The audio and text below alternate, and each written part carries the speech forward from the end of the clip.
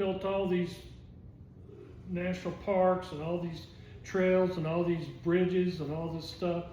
And so Grady, Dad's dad, ended up in Corpus Christi at the naval base. Uncle Jerry was in the Navy for 22 years. Dad was in the Air Force. And I don't know what part Uncle James was in. Was your dad in the Air Force during any wars?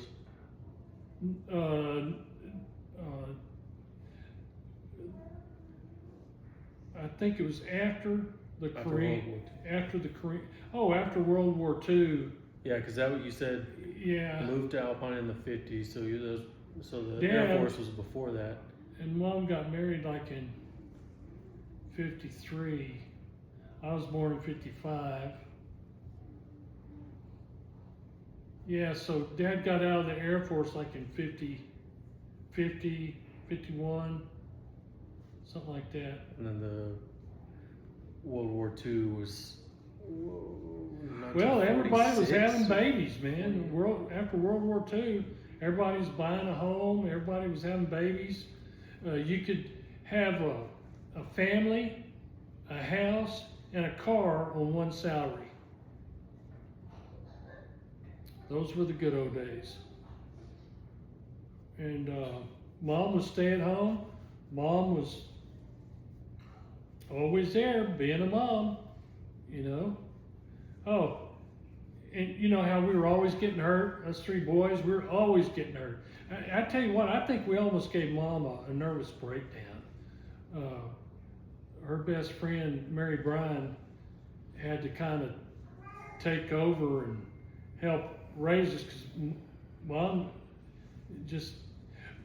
Mom had a tubal pregnancy after Roger, and she lost a lot of blood, almost died, and anyway, she lived through that, but she was weak for some time after that. But anyway. Did you?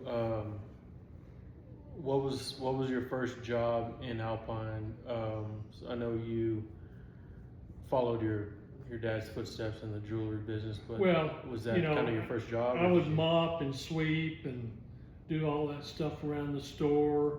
I was always cleaning the glass of the showcases, and Dad always had me doing something around the store. And some of my favorite people were these ranchers that would come in, and Dad was a real people person, man. He liked to shoot the breeze with people. Dad liked to joke around. He liked I really met some characters down there at the jewelry store. Whenever we were in high school, Dad bought a big old box of like 250 pieces of double bubble. And every time a kid would come in with their family, he'd throw a piece of bubble gum up in the air, and heck, most of the time he'd hit them. But whenever they'd see the bubble gum drop in front of them, Dad would always look up and see bubble gums falling from the ceiling.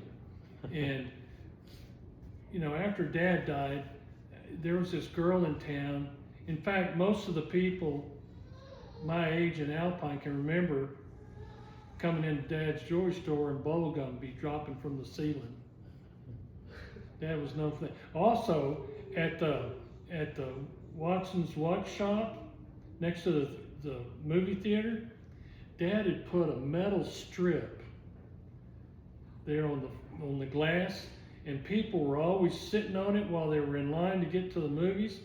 And Dad didn't like them blocking his showroom window.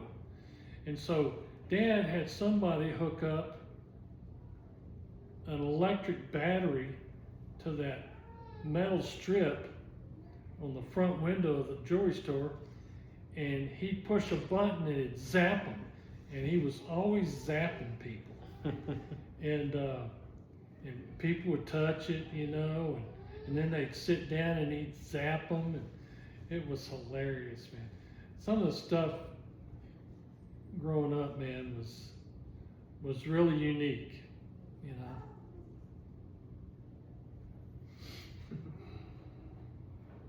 Good old days. Yeah. You said the store was right next to the Granada Theater?